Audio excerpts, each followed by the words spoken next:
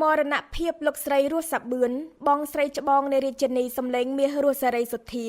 ជាការបាត់បង់សាក្សីប្រវត្តិសាស្ត្រដ៏សំខាន់មួយរូប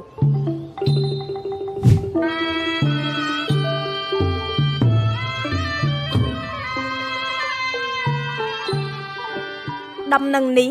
ជាដំណឹងដ៏សែនរន្ធត់ក្តុកក្តួលសោកស្ដាយជាពន់ពេកដោយនេះជាការបាត់បង់សាក្សីប្រវត្តិសាស្ត្រដ៏សំខាន់មួយរូបហើយក៏ជាការបាត់បង់សាច់ញាតិដ៏ជិតដិតបំផុតនិងចុងក្រោយបង្អស់របស់រាជិនីសម្លេងមាសរស់សេរីសុទ្ធាផងដែរកន្លងមកលោកស្រីតែងតែចូលរួមចំណែកក្នុងការចែករំលែកការចងចាំជាច្រើនជុំវិញរឿងរ៉ាវប្រវត្តិរបស់រាជិនីសម្លេងមាសរស់សេរីសុទ្ធាសិល្បករសិល្បការិនីជំនាន់ក្រោយក៏ដូចជាអ្នកស្រាវជ្រាវបានសម្ដែងនៅសមានតុក្រាមក្រមគ្រប់គ្នាចំពោះមរណភាពរបស់លោកស្រី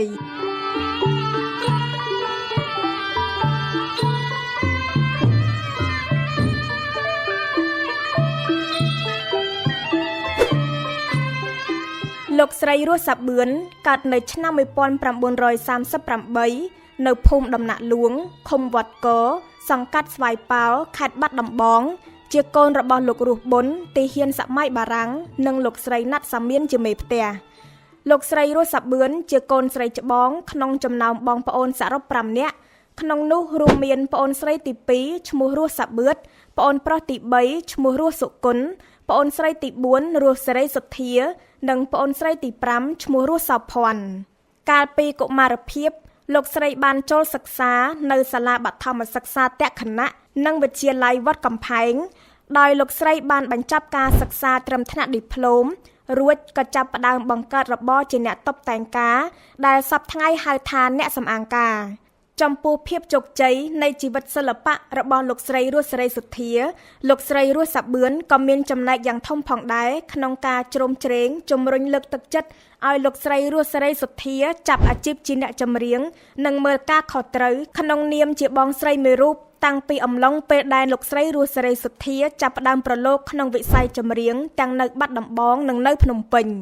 នៅទសវត្សរ៍ឆ្នាំ60លោកស្រីបានរៀបមង្គលការជាមួយលោកអៀបកំសៀនត្រូវជាក្មួយប្រុសបង្កើតរបស់លោកអៀបខុតលោកស្រីនិងស្វាមីមានកូនប្រុសស្រីចំនួន3នាក់ប្រុស1នាក់ស្រី2នាក់ដោយកូនប្រុសទី1ឈ្មោះអៀបភីវ៉ាន់កូនស្រីទី2ឈ្មោះអៀបផាវីនិងកូនស្រីពៅទី3ឈ្មោះអៀបកនិកានៅក្នុងរបបប្រល័យពូជសាសន៍ខ្មែរក្រហមលោកស្រីក៏ដូចជាប្រជាជនខ្មែរដទៃទៀតបានក្លាយជាទាសករដាច់ថ្លៃរស់នៅរងទុក្ខវេទនាជាមួយកូនស្រីពៅក្នុងស្រុក41តំបន់3ចំណែកកូនប្រុសទី1និងកូនស្រីទី2បានទៅរស់នៅភ្នំពេញហើយក៏ត្រូវខ្មែរក្រហមសម្លាប់ជាមួយលោកស្រីរស់សេរីសុទ្ធានៅក្នុងចំការស្វាយមួយកន្លែងខាងត្បូងវត្តចំសង្កែស្រុកភ្នំស្រួចខេត្តកំពង់ស្ពឺចំណែកស្វាមីរបស់លោកស្រីបានរត់ភៀសខ្លួនទៅនៅប្រទេសបារាំងហើយបានរៀបការភរិយាថ្មីក្រោយសម័យខ្មែរក្រហមឆ្នាំ1979លោកស្រីធ្វើការទទួលបន្ទុកខាងភូមិឃុំនៅបាត់ដំបងនិងជាអ្នករៀបចំសណ្ដាប់ធ្នាប់ភូមិឃុំជាមួយផ្នែកចម្រុះយោធាខ្មែរនិងជំនាញការវៀតណាមក្រោយមកទៀតអ្នកស្រីចូលរួមបម្រើការខាងសមាគមនារីយុវជនក្នុងខេត្តបាត់ដំបងដដែលនិងបានបន្តការសិក្សានៅប្រទេសវៀតណាមជាមួយនឹងសមាគមនារីហើយបន្ទាប់ពីវិលត្រឡប់មកវិញអ្នកស្រីក្លាយជាសមាជិកអចិន្ត្រៃយ៍នៃគណៈអភិបាលស្រុកបាត់ដំបងក្រោយពីចូលនិវត្តន៍លោកស្រីបានក្លាយជាប្រធានគណៈកម្មការចំណុះជើងវត្តដំរីសតាំងពីទសវត្សរ៍90រហូតមកក្រុមអ្នកស្រាវជ្រាវទាំងជាតិនិងអន្តរជាតិដែលចង់ដឹងពីប្រវត្តិលម្អិតនៃជីវិតរាជិនីសម្លេងមាសរស់សេរីសុទ្ធា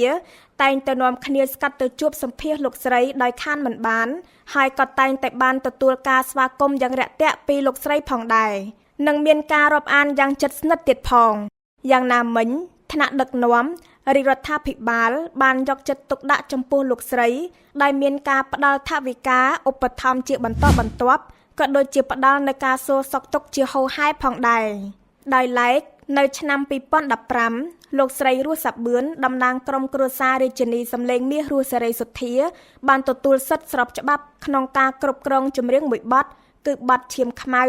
ដែលជាស្នាដៃនិពន្ធរបស់រាជិនីសម្លេងមាសរស់សេរីសុទ្ធាពីគណៈកម្មាធិការជាតិគ្រប់គ្រងកម្មសិទ្ធិបញ្ញារួមជាមួយក្រសួងពាណិជ្ជកម្មនិងក្រសួងវប្បធម៌និងវិចិត្រសិល្បៈ ប ចាប់តាំងពីខែកក្កដាឆ្នាំ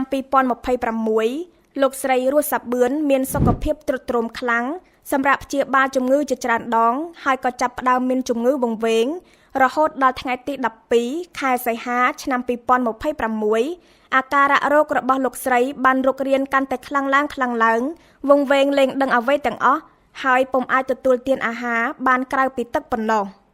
ស្ថានភាពជំងឺរបស់លោកស្រីកាន់តែដុនដាបពីមួយថ្ងៃទៅមួយថ្ងៃរហូតដល់ម៉ោង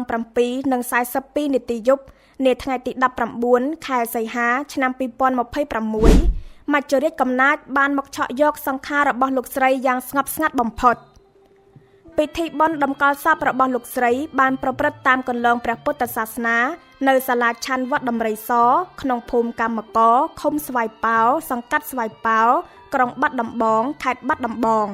ពិធីបូជាសពនឹងប្រារព្ធឡើងនៅវេលាម៉ោង 7 យប់ថ្ងៃសុក្រទី21ខែសីហាឆ្នាំ2026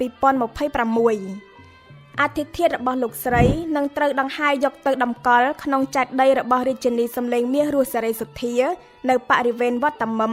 ស្ថិតក្នុងឃុំអូដំបង1ស្រុកសង្កែខេត្តបាត់ដំបងដែលចេតិយនេះបានកសាងរួចរាល់កាលពីខែមីនាឆ្នាំ2025ដោយថវិកាផ្ទាល់របស់ឯកឧត្តមទេសរដ្ឋមន្ត្រីប៉ែនវិបុល